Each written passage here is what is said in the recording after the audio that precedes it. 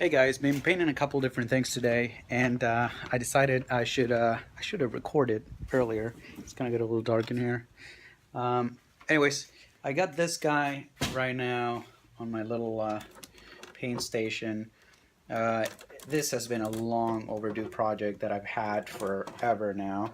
I think Wesley gets the prize for most patient friend of mine. What I've done so far is basically took the Dremel, cut out the area where the visor will go.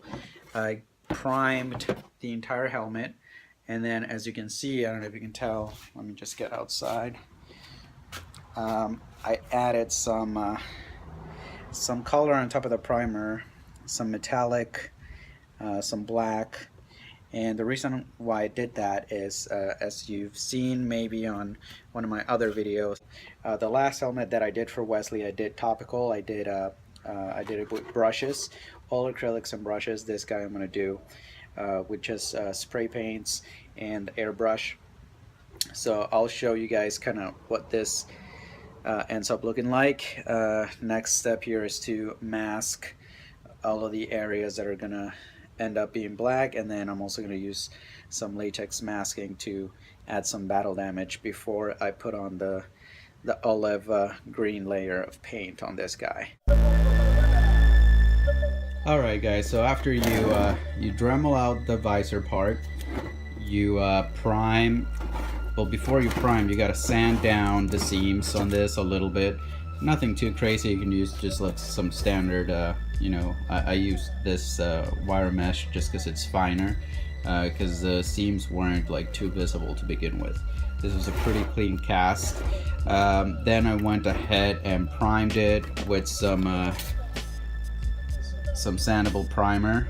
You can use whichever brand you like, as long as it's good for plastics.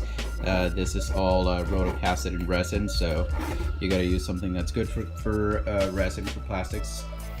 Then you can barely see it, but I went ahead and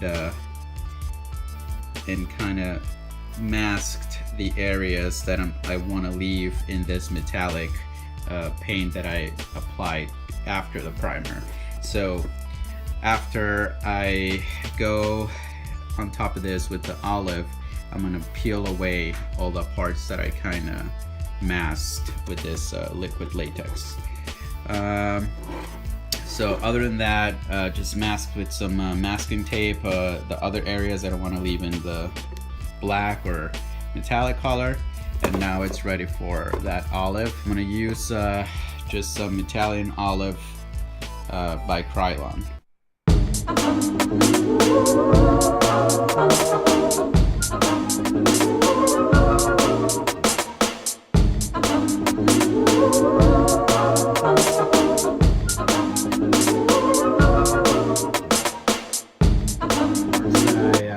This would look like it's just like paint that was just like put on there like in excess, but it's actually my latex masking. So I'm not going to be able to do this with just the one hand, but I wanted to show you what it looks like right now so that you can see what I'm going to do next. So this particular fast mask, I believe it's what it's called, product, this basically comes on just like I showed in my other videos where I was using toothpaste. It's pretty much the same thing. So what you want to do is you want to lay on a couple layers of this. When you peel this off, you're gonna have that that design, or that basically that area that you masked show what was underneath. So you kind of get, this peeling effect. As you can see,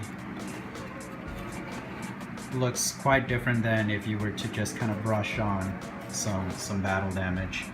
This looks like actual, to me, more believable battle damage, and it'll be even more when I go at it with the airbrush. But it is so tricky to do it as I'm recording it, so just for the sake of showing you guys how easy it comes off, I mean, when you're using both your hands, but you basically just kind of like final little corner to peel, and I'm using my tweezers for that, or this little scissors here.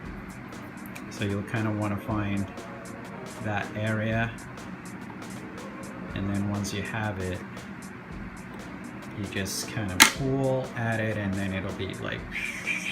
So that's how you make kale salad. No, just kidding. Now I'm gonna hit it with a layer of camouflage tan color, just like for that sandy, like dirt layer. And then at the end, I'm gonna do the airbrushing and just the final details with the fine brush. See, it just adds that little extra level of grime. Alright guys, so unfortunately I don't have a tripod, so I can't find anywhere to prop up my phone to show you as I'm airbrushing, but this side is not airbrushed yet. This is the side I already started on. What I like to do is just kind of imagine, because I'm not going by any specific references for the battle damage, as I'm just creating my own.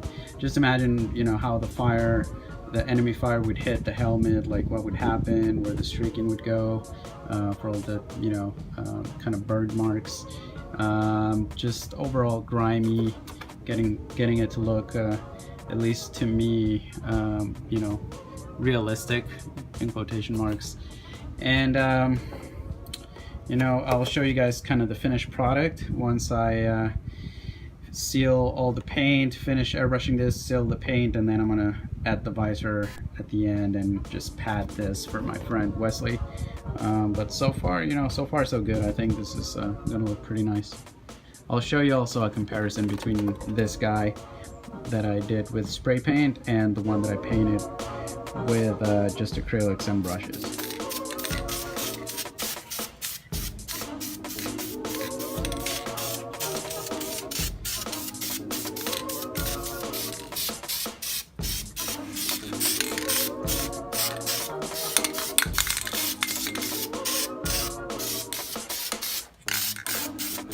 Okay guys, so here's the almost final product, at least on the paint front. So sealed, airbrushed,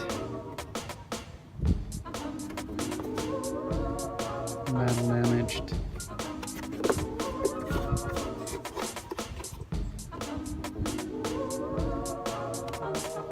What do you guys think?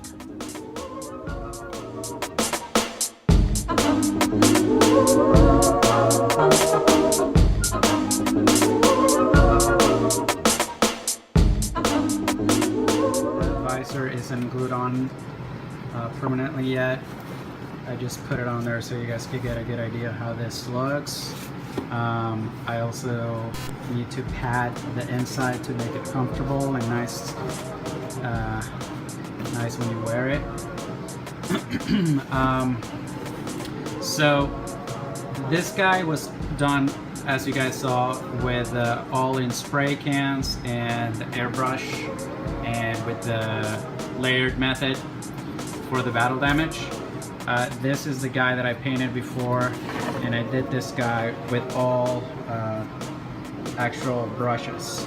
So everything was brushed on with acrylics, and it was also a multi-layered paint job, but the difference was that it was all done with the brushes. And this one kind of has a nice little metallic shimmer to it that I really like, because of the layered job and all the different paints that I used. And also, yeah, I airbrushed this at the end before I sealed it, so it does also have some subtle airbrushing going on. As you can tell, the greens are pretty different. This one's more metallic than this guy. They're supposed to be different. This is more of an olive green, and this is more of a metallic green.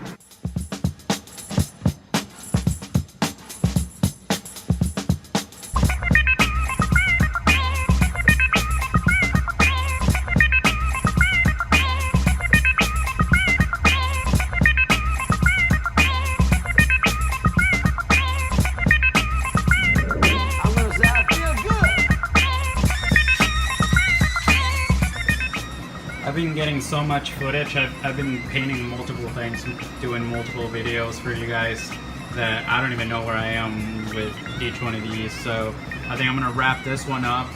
I'll probably just do the rest in pictures, just show you guys what it looks like, how I padded it and everything. Hopefully, I mean, if anything, just to kind of know what the steps are, you can always email me if you have more specific questions on how to do each of these steps.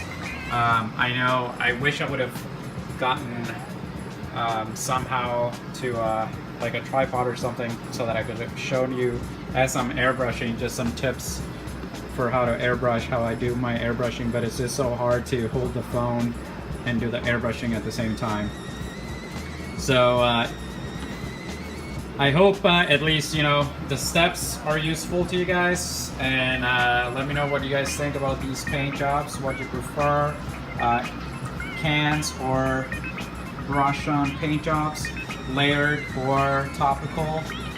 This guy's all, it's dusty too, I gotta clean it up. So this guy was all done brushes and then topical, and this guy was done all cans and layered. So let me know what you guys think, which one you guys like better, and yeah, I'll see you guys on the next one. I'm gonna say I feel good. I'm concerned because